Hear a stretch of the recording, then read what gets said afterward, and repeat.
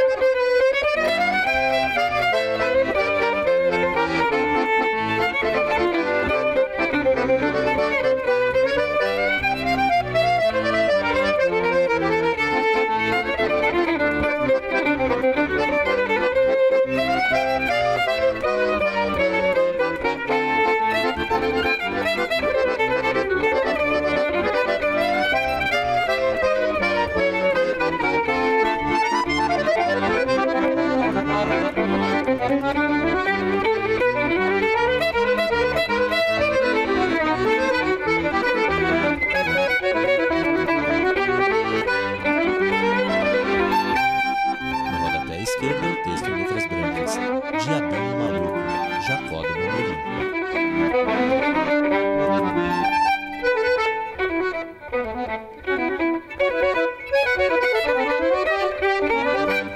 Nicolás, André e Marcelo estão sentados. Nicolás, próximos. muito obrigado pela presença. Marcelo, obrigado pela presença aqui no Talentos Brasil. Que bom, começamos com Jacó do Bandolim, grande representante do nosso chorinho. Sim. E eu queria fazer a primeira pergunta para você, que vem de uma tradição francesa de violinistas do jazz. O que há na música brasileira que te conquistou definitivamente, ou seja, que enfeitiçou o seu violino? Enfeitiçou mesmo. Violino. Os ritmos brasileiros, né, me pegaram, mas lá da época que eu morava ainda em Paris, que eu escutava João Bosco, eu escutava MPB, Marisa Monte, Gilberto Gil, e era uma música que eu gostava muito, mas que me pegou muito na época foi a dança.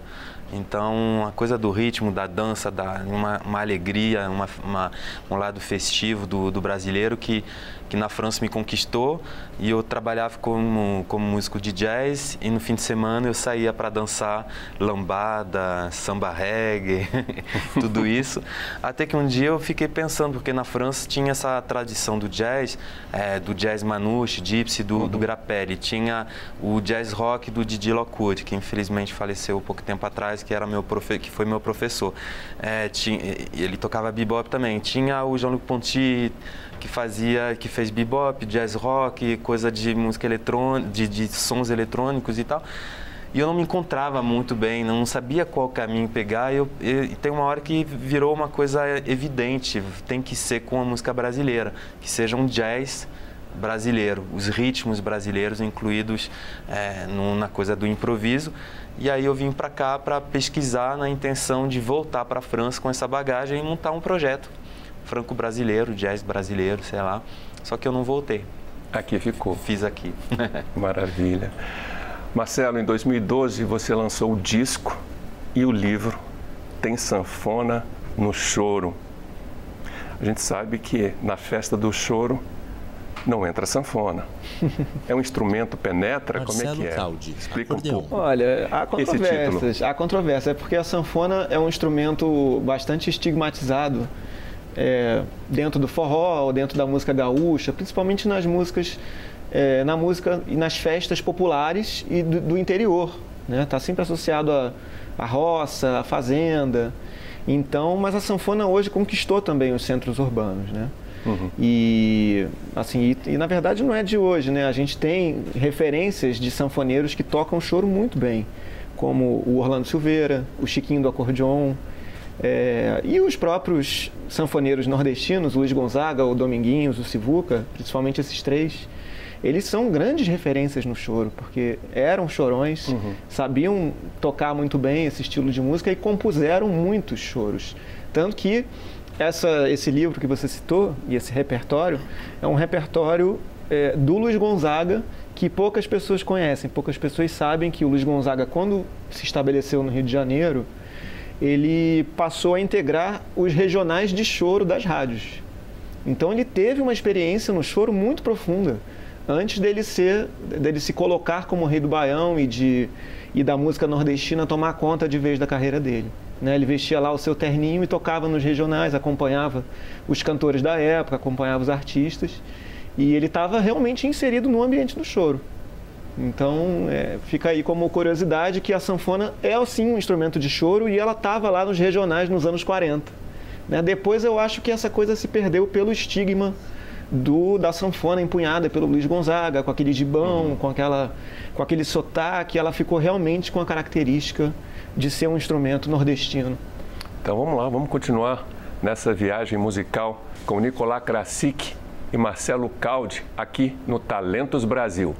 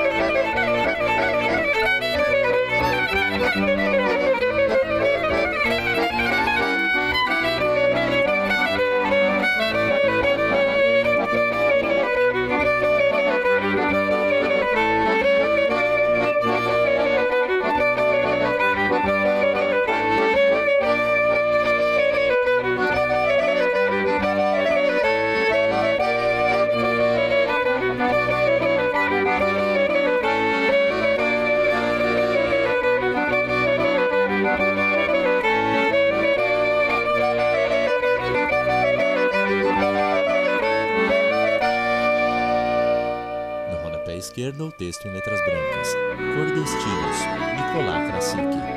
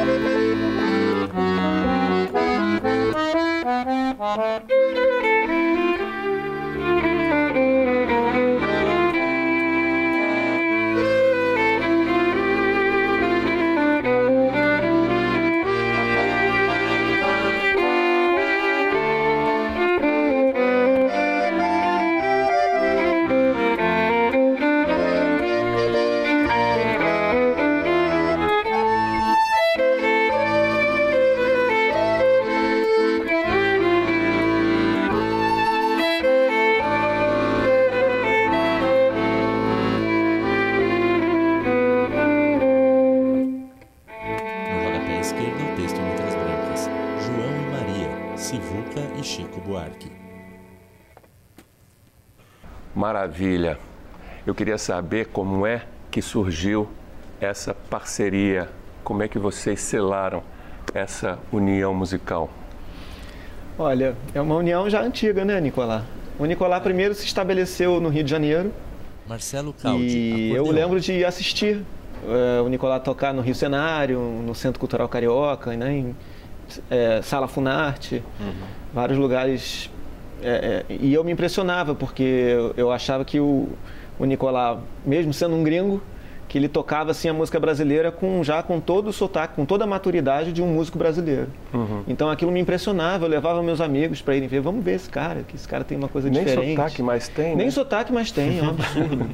E na época a gente se conheceu assim, né, na Lapa, nessa época que eu cheguei no Rio em 2001, né, tinha uma convivência dos músicos, não digo que não tenha mais, mas eu me lembro que foi um momento muito especial de encontro, tinha o Bar Semente que a gente frequentava, tocava a noite inteira, onde eu conheci o Yamandu, Zé Paulo Becker, enfim, muita gente, e rolava muitos esses encontros noturnos de canja. Ele chegava com o Edu Krieger, um grande amigo que a gente tem em comum, e dava um canja no meu show e tal. Depois a gente montou um grupo de forró, depois eu lancei um disco, eu quis gravar um disco homenageando o João Bosco, que é uma grande referência em todo esse processo da minha paixão pela música brasileira, e eu confiei os arranjos desse disco para o Marcelo. A gente montou um quarteto, fez uma formação um pouco diferente, e ele fez os arranjos, a gente tocou juntos. Então tivemos vários momentos. E esse duo, na realidade, é a segunda vez que acontece de ser uma encomenda. Eu tenho um duo com o Mestrinho, que foi uma encomenda do Festival de Paraty. Falaram, vocês não querem fazer um duo? Tá bom, fizemos um duo, a gente se encontrou na véspera, preparou, fez o show em Paraty e nasceu um duo. E dessa vez foi no Festival de Choro de Brasília, que a gente foi convidado para ministrar oficinas, e propuseram essa coisa da gente fazer um duo. E falaram, gente, somos amigos, vamos fazer isso que vai dar tudo certo. A gente já... E curiosamente agora com o Nicolás morando em São Paulo e eu no Rio, né? Tem isso também. Fisicamente mais afastados, mas a gente podendo sempre fazer esse duo, tendo essa oportunidade única, né? Maravilha. Uma delícia. Assim. Que seja próspera essa união. Tomara. Bom, a próxima pergunta é para os compositores. Na sequência anterior, nós ouvimos Cordestinos, que é uma composição sua. Sim. Por onde chegam os insights, as inspirações, as provocações para compor no violino? Gente, a composição para mim sempre foi um problema, porque eu cheguei num país onde todas as músicas eu queria tocar, queria gravar, todas as músicas do Jacó, do Dominguinhos, do Chico Buarque, queria gravar todo mundo, e todas as músicas eu ficava apaixonado. Então, para que compor? Será que eu tinha uma obrigação de compor? Não podia ser simplesmente um intérprete? E eu fiz isso por muito tempo, e gostando demais, fazendo releituras e tal, continuo fazendo isso. E quando minha mãe faleceu, eu estava ainda no Brasil, eu fiz uma música para ela. Foi a primeira vez que uma música saiu, né, que chama Petite Maman, mãezinha, né? E fiz uma outra na sequência que não venceu tanto para mim, mas enfim. E no disco Cordestinos, o primeiro, Nicolás Krasicki Cordestinos, foi um projeto, né, em torno dos instrumentos de cordas e de música nordestina. Faltava uma música no disco que eu queria, uma música um pouco mais romântica, uma música contando várias histórias. Eu não encontrava nem na música cantada uma inspiração para fazer releitura, e nem na música instrumental. Não atendia essa visão que eu tinha dessa necessidade de música, né? E eu fiz essa música numa noite, e ela apareceu só porque eu decidi que ela tinha que aparecer. E o dia seguinte era a gravação, escrevi tudo no papel e tal, e eu nem gostava, e os músicos da banda me convenceram a gravar a música, e hoje em dia é uma das músicas que eu mais gosto, assim, que mais tem repercussão, que eu recebo recados. Fiz uma campanha na internet da galera de mandar um playback, a partitura, da galera tocar essa música, mandar vídeo da galera da dança, do forró, que eu sou muito Já virou desse... um clássico no forró, né, essa música. A música, assim, eu não posso dizer esse tipo de coisa, mas ela acabou vencendo, assim, ela pegou um lugar bem legal no forró. Então ela nasceu assim de uma vontade. Eu quero uma música assim e ela veio. Obrigado. Maravilha, parabéns. E você, Marcelo, na próxima sequência a gente vai ouvir Lembrei do Ceará, uma composição sua. Que também eu faço a mesma pergunta. Ela também se tornou esse clássico, assim, meio no estilo dos cordestinos. Assim, muita gente gravou, tem gravações nos Estados Unidos, na França, em Israel, em um monte de lugares. No Japão também já tocaram, que eu sei. E no Brasil também teve, assim, a gente tocava muito no forró, inclusive, essa música, já desde aquela época. E tem uma curiosidade sobre essa música. Quando eu compus, eu terminei a música e é muito difícil às vezes dar um nome de uma música instrumental, né? Assim, nossa, vai se chamar como? O que ela parece, né? Então muitas vezes você fica na dúvida de que nome que vai dar. E aí eu compus a música e eu levei ela no Choro na Feira, que tinha lá em Laranjeiras, no bairro que eu moro, lá no Rio. E aí o pessoal fazia um choro toda semana, todo sábado. Eu levei ela, compus na sexta, levei no sábado. Falei, vamos tocar aqui e ver o que vocês acham. E aí a gente foi tocando, ela foi ganhando um corpo assim, né? E daqui a pouco estava todo mundo dançando, animado. Vamos ouvir daqui a pouquinho. E você que está aí, não saia daí. Estamos aqui com Nicolás Krasik e Marcelo Caldi no Talentos Brasil.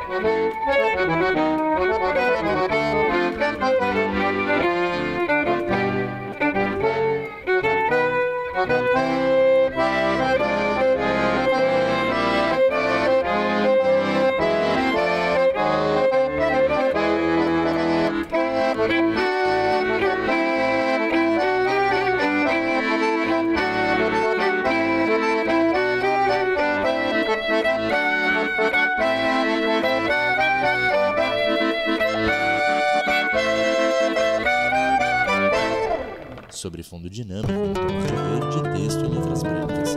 Estamos apresentando, em fundo preto e logo, Talentos Brasil.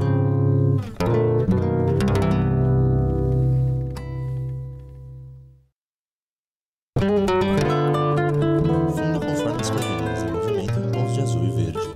Ganham e perdem foco. Sobre fundo preto em letras brancas e amarelas, Talentos Brasil. Voltamos a apresentar André Amaro. Estamos de volta com Talentos Brasil, hoje ouvindo o violino de Nicolás Krasik e a sanfona de Marcelo Caldi. Bom, a primeira pergunta vai para você. Eu queria saber que projeto é esse, a Orquestra Sanfônica do Rio de Janeiro, que você criou como arte educador. Que legal. Muito bom ter a oportunidade de falar, porque a Marcelo orquestra... Caldi, acordeon. Enfim, a sanfona não é um instrumento, digamos assim, carioca, né? Assim, as pessoas que tocam geralmente ou são descendentes de nordestino, ou vieram do sul, ou vieram... O Rio de Janeiro recebe muitas pessoas que migram, né? Que vão morar na cidade, então a sanfona não é reconhecida assim como um instrumento típico do meu estado. E eu sou um apaixonado pela sanfona. Eu vim de uma educação do piano, de uma coisa mais da música clássica, e quando a sanfona apareceu para mim na época do forró universitário, ali perto dos anos 2000 ali, eu me apaixonei e fui atrás de buscar material, né? Como é que eu posso estudar esse instrumento? O que eu vou fazer? Será que tem um professor? E aí me deparei com uma barreira gigantesca de ausência de conteúdo, né? Naquela época, sem a internet ainda ser esse meio de que você encontra informações, né? Então eu comecei a tirar todas as músicas, escrever, transcrever, e desse trabalho acabei começando a dar aulas e tudo, e um belo dia eu falei, nossa, a sanfona está cada vez num momento melhor, assim, ganhando mais adeptos, pessoas tocando, ganhando adeptos, as pessoas estão ganhando interesse, o preconceito diminuiu, né? Todo mundo está querendo inserir a sanfona em contextos diferentes, como no rock ou no próprio choro, no samba. E aí eu falei, poxa, eu vou criar uma orquestra sanfônica nos moldes do que eu já vi, que existe em São Paulo, existe no Sul, existem várias no Nordeste, existe no Tocantins, existe em Goiás também. E aí eu juntei todos os meus alunos, as pessoas que fizeram minhas oficinas, e criamos uma orquestra. Hoje tem 23 integrantes. E assim, já temos 4 anos de existência. Essas pessoas algumas começaram do zero, outras já tocavam um pouco e estão em pleno desenvolvimento. Hoje a gente já gravou um CD, esse ano a gente lança em junho. Então, assim, é um lugar onde eu ensino, ao mesmo tempo eu sou o maestro, eu conduzo as sanfonas, as percussões, as vozes. Eu divido também as sanfonas em várias vozes, como se fosse numa orquestra, né? Que bacana. Cada um toca uma voz diferente e aquilo se harmoniza e se completa. Então é um ambiente de muito aprendizado para mim como professor e também para os alunos, para as pessoas que estão em desenvolvimento. Está acabando que eu estou praticamente criando uma escola de sanfona. Maravilha. No Rio de Janeiro. Vida longa, que assim seja. Bom, legal. A gente na sequência vai ouvir 2 interpretações de João Bosco. E eu li que João Bosco está na sua lista de ouro entre os que mais influenciaram o seu trabalho. Sim, com certeza. Por quê? Porque foi um cantor, violinista que me foi apresentado por um outro violinista com quem eu tocava na França, que me mostrou o trabalho dele. Foi um dos primeiros que me fez me emocionar, me impressionar com a coisa do violão, um violão muito especial, uma voz também muito especial, e a independência entre... Eu escutava o disco do João Bosco, eu não acreditava que era uma pessoa só. E o repertório dele, enfim, fiquei apaixonado por tantas músicas. Eu comecei a aprender um pouco a tocar violão e cantar. Eu não sabia nem falar francês, francês eu não sei mais, mas não sabia nem falar português, mas eu pegava de ouvido, lendo a letra né, no CD e tal. Eu tirei Corsário, tirei umas músicas assim, então João Bosco foi uma referência do início até hoje, uma pessoa que eu conheço agora pessoalmente, que já me deu vários presentes, assim, de tocar no meu primeiro disco, de participar do disco que a gente dedicou a ele, que fez participação em show. Eu tenho uma admiração como pessoa também, então não só pelo músico Eu tenho isso com o Gilberto Gil, que eu tive a honra de acompanhar durante um tempo. São duas pessoas também que são cantores, compositores e músicos, que têm um violão incomparável, os dois, assim. Então, eu tenho muito essa paixão pelos cantores, compositores, instrumentistas e que criaram uma linguagem. O João Bosco é bacana. Então, vamos ouvir a interpretação de vocês dois aí para João Bosco. Nicolás Krasik e Marcelo Caldi aqui no Talentos Brasil. Nicolás dedilha as cordas do violino.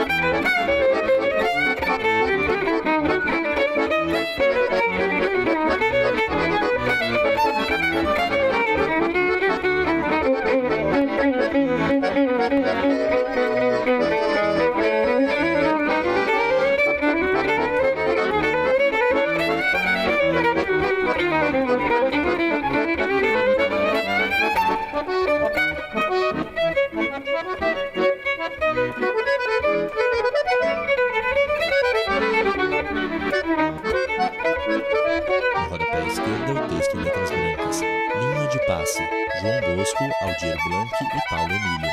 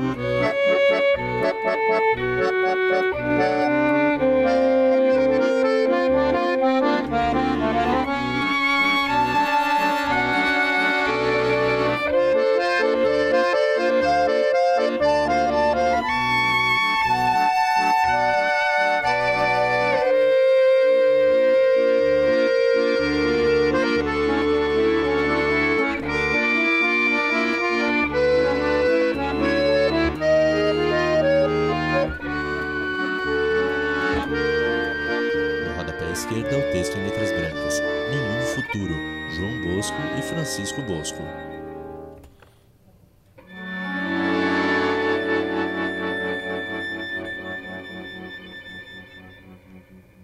Maravilha, que bonito, muito bonito. Obrigado. Bom, nós vamos agora para a última sequência do programa e eu queria saber como é que foi o encontro de vocês com o instrumento, com o violino, com a sanfona. Foi um encontro marcado ou foi um encontro marcado pelo acaso? Eu não sei muito bem dizer, porque na minha casa se tocava música, minha mãe tocava piano, meu pai tocava violão, minha irmã já tocava cello, começou antes de mim, ela tem 3 anos a mais do que eu, uma das minhas irmãs. E quando chegou minha hora, porque tinha uma hora, a gente tinha que tocar, não era muito opcional. Minha mãe queria que a gente fosse para o conservatório e tal, ela simplesmente me perguntou qual instrumento eu queria tocar, e eu falei violino. Até hoje não sei se ela escutava muito violino, sonatas de violino e piano, se passava na TV. Alguma coisa me chamou a atenção com o violino e foi a melhor coisa que me aconteceu, porque eu acredito muito nessa coisa de poder se entender muito bem com o instrumento e de repente não se entender tão bem com o outro, e então escolher o instrumento que combina com a gente é muita sorte. Tem gente que fala de dom, que fala de essas coisas, eu acho que é muita sorte de escolher o instrumento certo, porque o violino é um instrumento, você vê, eu dei muita aula para criança, você vê a criança pegar o violino, tem umas crianças que ficam assim, tranquilo, e tem outras que ficam assim. Então essas vão dar um certo trabalho, outras não. Não quer dizer que a que não deu trabalho vai virar profissional, qualquer coisa, mas é uma facilidade até física que eu tinha com o instrumento. Então aí depois me levou a esse caminho de chegar, por exemplo, no Brasil, onde quando cheguei ninguém tocava violino.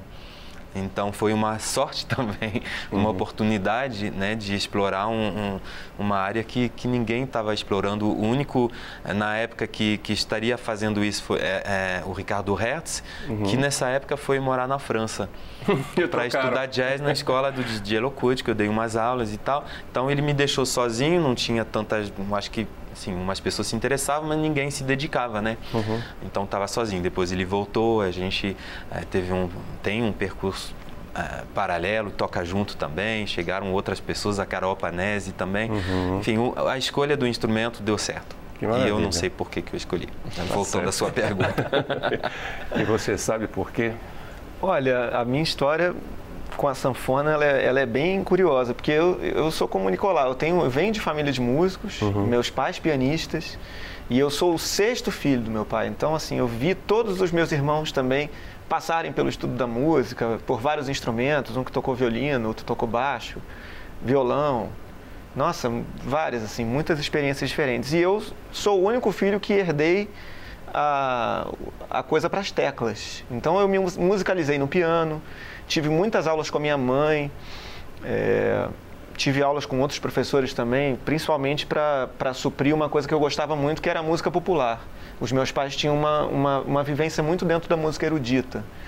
E eu queria tocar com os amigos, né? Eu queria assim, ter esse tipo de contato, como eu tenho aqui com o Nicolás, de tocar, e vamos tocar aquele choro, de ser uma coisa mais à vontade também, e tocar na noite, ter a experiência, né, como músico ali. E aí, curiosamente, assim, o piano não me dava essa oportunidade, até porque não existem muitos pianos nos lugares, né? O pianista tem esse problema, né? Como o baixista, que quando ele viaja ele tem que usar o baixo ou alugar um piano, né? Então, assim, eu não gostava também da coisa do teclado, e ali para os meus 18, 19 anos, na época do boom do forró universitário, eu me interessei pela sanfona, entrei num grupo de forró, falei, vou testar isso aqui, o que é? Também foi muito por acaso. E aí me apaixonei por aquele som que remetia à minha mãe, que é argentina, remetia um pouco ao tango, ao Piazzolla, né, do instrumento do bandoneon, tinha uma coisa que se assemelhava também, além da coisa do forró. Então eu comecei a inserir, falei, eu acho que eu vou começar a tocar, investir na sanfona mesmo. E a sanfona virou a minha grande paixão, porque no fim das contas eu acho que foi, como eu já tinha, digamos assim, nascido para ser músico, eu acho que a sanfona foi a oportunidade de eu escolher um instrumento. Né? Maravilha. Então o piano já estava ali, eu toco piano, eu adoro, eu uso. faço arranjos, né? Tô sempre ali ao lado do piano, que é, digamos assim, a minha casa, mas a sanfona virou o meu mundo. Foi o meu mundo exterior. Muito obrigado, minha gente. Muito obrigado pela participação de vocês aqui no nosso programa. Obrigado pelo talento de vocês, nos brindar aí com esse repertório tão bonito. Obrigado pelo convite. Foi muito legal. Obrigado, André. Longa vida aqui ao programa. Obrigado, Nicolás, também por esse convite. Obrigado, meu amor. Meu irmãozinho. Que bacana. Que bom. E você que nos assistiu, também obrigado pela presença. Encontro vocês no próximo Talentos Brasil.